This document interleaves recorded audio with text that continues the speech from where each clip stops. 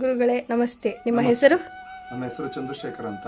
ನೀವು ಪೂಜೆ ಮಾಡ್ತಿರೋಂಥ ದೇವಿ ಶ್ರೀ ಚಾಮುಂಡೇಶ್ವರಿ ಮತ್ತು ಚೌಡೇಶ್ವರಿ ಅಮ್ಮನವರು ಅಂತ.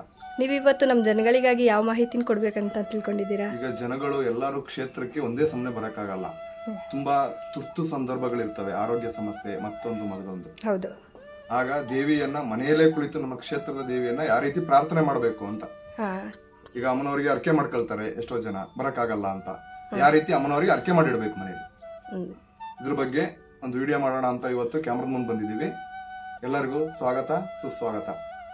ಶ್ರೀ ಚಾಮುಂಡೇಶ್ವರಿ ಅಮ್ಮನವರು, ಚೌಡೇಶ್ವರಿ ಅಮ್ಮನವರು ಎಲ್ಲರಿಗೂ ಒಳಿತನ್ನ ಮಾಡಲಿ. ಸರ್ವಜನೋ ಸುಖಿನೋ ಭವಂತು.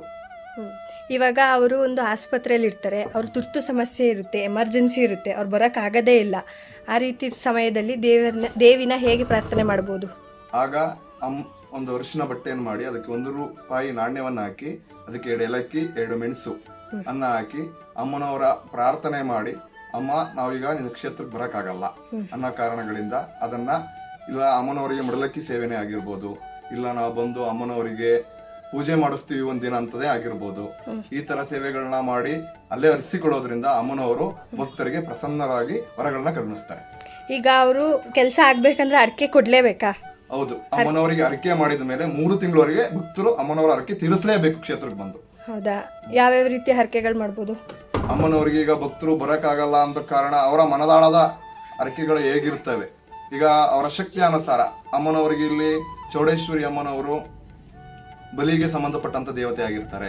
ಚಾಮುಂಡೇಶ್ವರಿ ಅಮ್ಮನವರು ತುಂಬಾ ಸೌಮ್ಯ ಸ್ವರೂಪದವರು.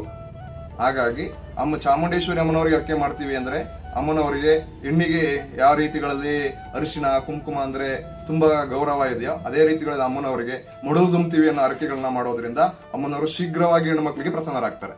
ಹೌದಾ? ಈಗ ಹೆಣ್ಮಕ್ಳು ಬರಕ್ಕೆ ಆಗೋದಿಲ್ಲ ಅಂತ ಸಮಯದಲ್ಲಿ ಈಗ ಅರ್ಕೆ ಕೊಡ್ಬೇಕಾಗಿರುತ್ತೆ, 3 ತಿಂಗಳ ಅವಧಿ ಮುಗ್ದೋಗಿರುತ್ತೆ, ಅವ್ರು ಬರಕ್ ಆಗೋದಿಲ್ಲ. ಆ ಟೈಮಲ್ಲಿ ಬರೋಕೆ ಆಗ್ಲಿಲ್ಲ ಅನ್ನೋ ಸಮಯದಲ್ಲಿ ಅಮ್ಮನವರೇ ಪ್ರಸನ್ನರಾಗಿರ್ತಾರೆ. ಅಮ್ಮನವರಿಗೆ ಗೊತ್ತಿಲ್ದಿರೋ ವಿಚಾರ ಯಾವ್ದು ಇರಲ್ಲ.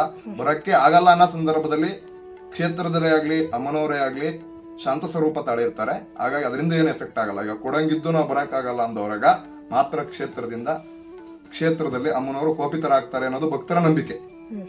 ಅದು ಭಕ್ತರ ನಂಬಿಕೆ. ನಾವು ಕೇಳಿದವರಿಗೆ ಭಕ್ತರಿಗೆ 3 ತಿಂಗಳಾಗಿತ್ತು ಕೊಡಕ್ಕಾಗಿರಲಿಲ್ಲ, ನಾವೇನೋ ಬೇರೆ ಬೇರೆ ಮಾಡಿರಾಗುತ್ತೆ ಅಂತ ಇದ್ದು ಸ್ವಲ್ಪ ವಿಘ್ನಗಳಾಯ್ತು ಗುರುಗಳೇ ಅಂತ ಬಂದು ಹೇಳಿರುವಂತ ಉಲ್ಲೇಖಗಳಿದೆ ನಮ್ಮ ಹತ್ರ. ಹಾಗೆ ಬಿಡುತ್ತೆ ಅಂತ ಏನಿಲ್ಲ. ಅದು ಭಕ್ತರ ಉಲ್ಲೇಖದ ಮೇಲೆ ಕ್ಷೇತ್ರದಲ್ಲಿ ಮಾತನಾಡೋ ಮಾತಿದ್ದು. 3 ತಿಂಗಳೊಳಗೆ ಅಮ್ಮನವ್ರ ಅರ್ಕೆ ಕೊಡಬೇಕು ಕ್ಷೇತ್ರಕ್ಕೆ ಬಂದು. ಬಲಿ ಅರ್ಕೆ ಅಂದ್ರೆ ಯಾವ್ಯಾವ ರೀತಿ ಬಲಿ ಅರ್ಕೆಗಳು ಕೊಡ್ತೀರಾ? ಈಗ ಕೋಳಿ ಮರಿ, ಮತ್ತೊಂದು ಚೌಡೇಶ್ವರಿ ಅಮ್ಮನವರಿಗೆ ಅವರ ಭಕ್ತಿ ಅನುಸಾರ ಭಕ್ತರು ತಮ್ಮ ಭಕ್ತಿಗೆ ಅನುಗುಣವಾಗಿ ಅವರ ಶಕ್ತಿ ಅನುಸಾರ ಏನ್ ಕೊಡೋದಿರುತ್ತೆ ಅದನ್ನ ಬಂದು ಅಮ್ಮನವರಿಗೆ ಅರಕೆ ರೂಪದಲ್ಲಿ ಅರ್ಪಿಸಿ ಅವರ ಸೇವೆಯನ್ನ ಮಾಡಿ ಹೋಗ್ಬೋದು ಕ್ಷೇತ್ರದಲ್ಲಿ. ಅವರು ಬರೀ ಮರಿ ಕೊಡೋದಾಗ್ಲಿ, ಇಲ್ಲ ಬಲಿ ಕೊಡೋದಾಗ್ಲಿ, ಇಲ್ಲ ಅಂದ್ರೆ ಬರೀ ಮಡ್ಲು ತುಂಬೋದು ಬಿಟ್ಟು ಬೇರೆ ಅರ್ಕೆಗಳನ್ನ ಮಾಡಬಹುದು. ಅಮ್ಮನವರಿಗೆ ಈಗ ಮದುವೆಯಿಂದ ತುಂಬಾ ಕಷ್ಟಗಳಾಗ್ತಾ ಇದೆ ಅಂತ ಹೇಳ್ತಾರೆ.